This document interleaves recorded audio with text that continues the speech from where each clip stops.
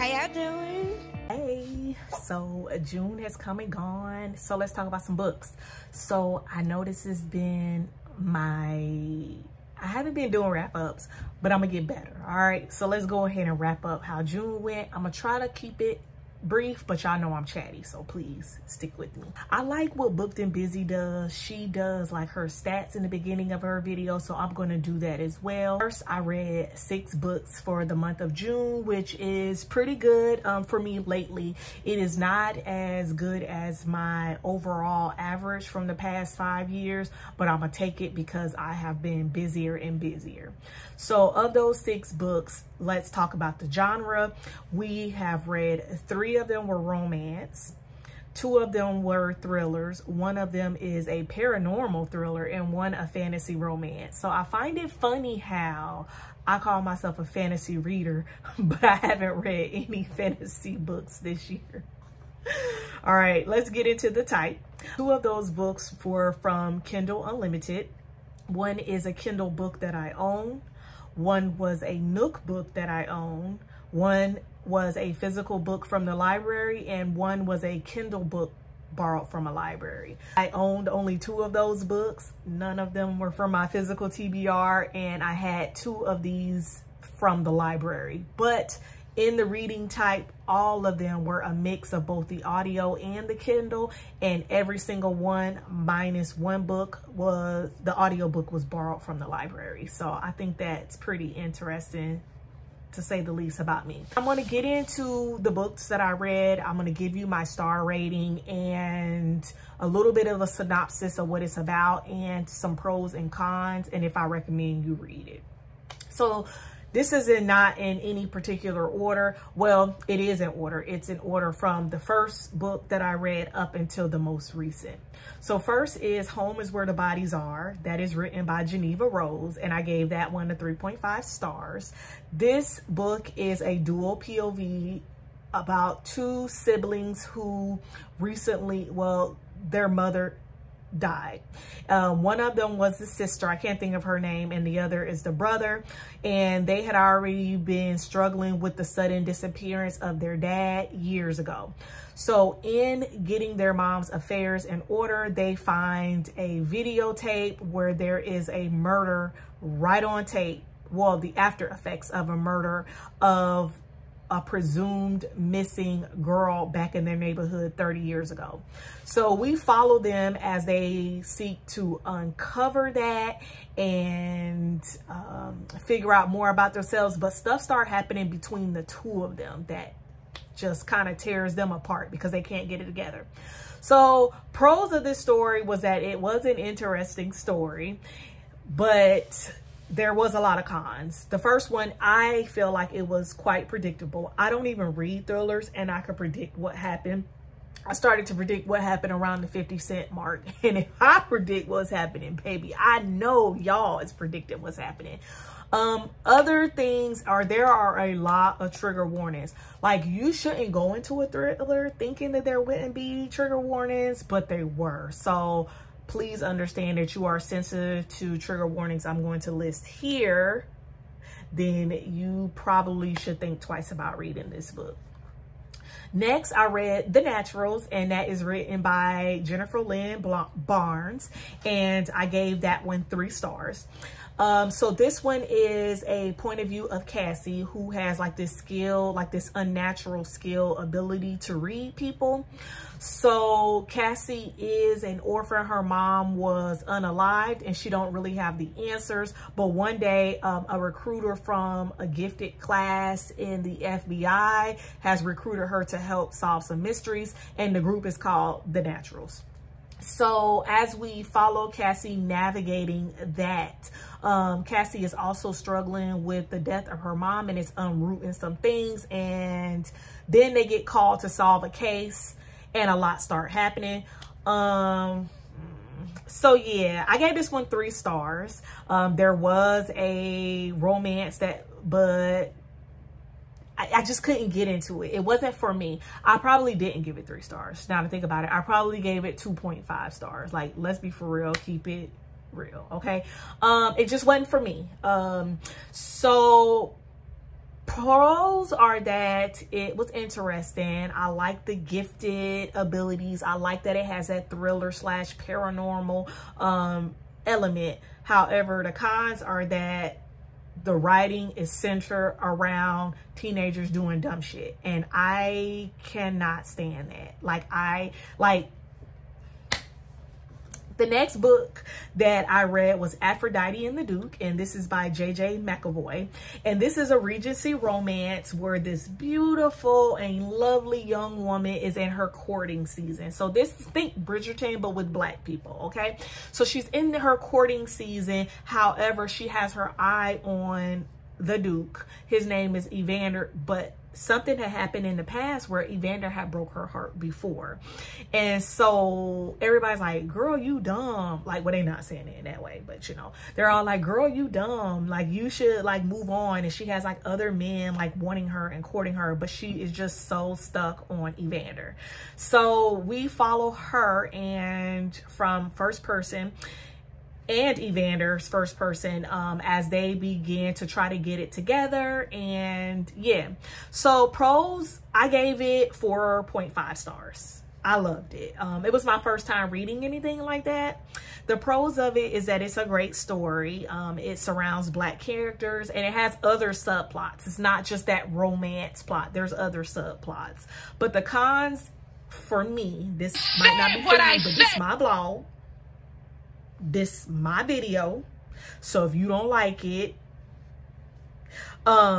is that it's too much spice. Like, it got to the point after the wedding where the spice was just overwhelming to me, and it was taking over the plot. So that's just my opinion. What it is you don't like, I showed that. And I think Aphrodite is annoying. She was 19, but she kind of reads like a 14-year-old. Like, she's just annoying, and it was almost like she was too naive. Next was my 5-star read of the month, which is Heartless Hunter, and this one is by Kristen Ciccarelli. So this story is a dual POV, I want to say, about Rune. And Rune is a hidden witch. And in this town, she gave up her grandmother in the witch trial. So somebody dropped a dime that they was going to come for her grandma. And they was gonna come for her too for knowing about her grandma. So she went ahead and dropped a dime, and her grandma got killed. But then when her grandma got killed, her grandma told her, you need to go find this person. And in her trying to find this person, she budded a fake, tried to get close to the head of the hunting guard who hunts the witches. His name is Gideon Sharp. But what ends up happening, she ends up falling in love with Gideon, and Gideon ends up falling in love with her. So as she's trying to fulfill her grandma's dying wish, her and Gideon developed this enemies to lovers type situation, and it was just so good. Like, it was written so good. It has lots of plot. The author takes a lot of risks in the story, and it has all of the elements that I love in a fantasy. But there is a lot of trigger warnings, so research that. But witches, magic, villains, all of that is in this story, and I really appreciated that. Pros is that there's a lot of plot and the author takes a lot of risks, but the con is that I did not see a lot of character development for Gideon, which kind of annoyed me. So yeah, I read Only for the Week, and this one is by Natasha Bishop. I gave this one 4 stars. This story is a dual POV following Janelle and Rome. Janelle's sister is getting married to her ex. You heard that right.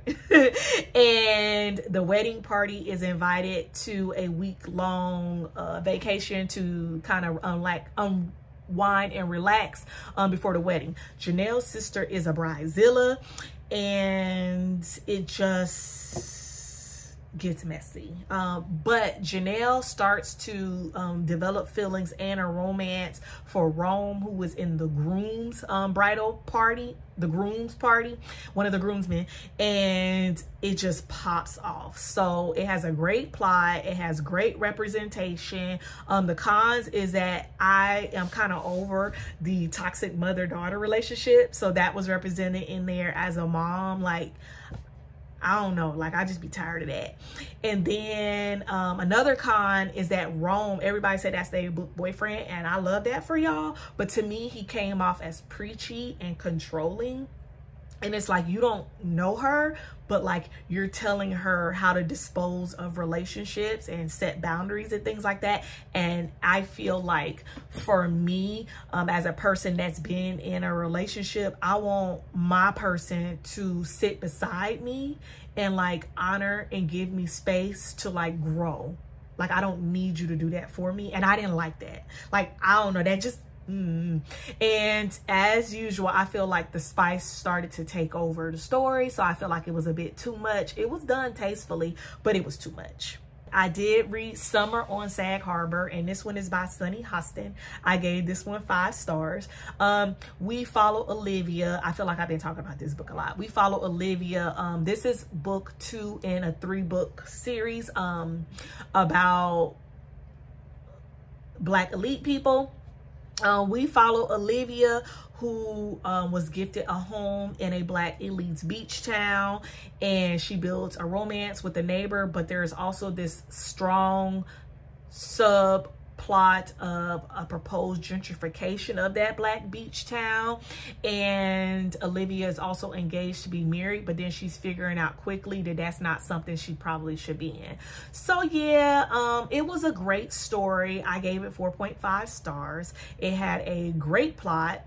But the cons is that the story kind of seemed to drag a bit. It was like over 400 pages. I don't think it needed to be that long. And there was a character in the story that I was rooting for being for her, because if you read the first book, our perspective with Olivia is quite complex, in that Olivia has some colorism issues and things like that. And then this person that is for her, like, you really wanted them to be for her, and then it reiterated the story again that there's nobody really for her.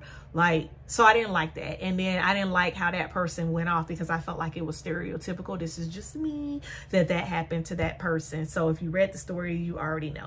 Let's talk about what I want to read from July. Firstly, I thought it was sad that most of my books were not books that I own. So in July, I want to read about 8 books, and I want 4 of them to be from my physical TBR. So let's go look at my shelves so that we can pick those books. Okay, so here are my shelves. I am a mood reader, so please keep in mind, I probably won't read none of these. So I'm going to pick 4 books, not from down there, because that is all nonfiction, that I'm going to read. And the first 2 of my shelves are Black author, and half of those.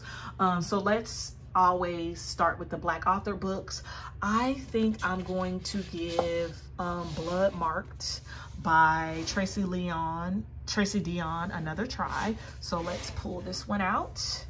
And since I got a fantasy, let's read, I've been wanting to read The Getaway. So let's have this. I got this from the kids book fair for $3. Let's read that one. All right, and the audiobook for One Blood did come available. From what I remember, for what I know, this is a thriller, so let's go ahead and pick that one. And then we need one more. I should be finishing the Magnolia Park series, but I don't want to. But you know what? I've been wanting to read Billy Summers. So this one is by Stephen King. So let's go ahead and check this one out. We have Stephen King, Billy Summers. We have One Blood by Deneen Milner. We have Blood Marked by Tracy Deonn, and The Getaway by Lamar Giles. I also am going to be picking up some Kindle books, which I'm going to put here, and we'll see how it goes. Love you. Okay, bye.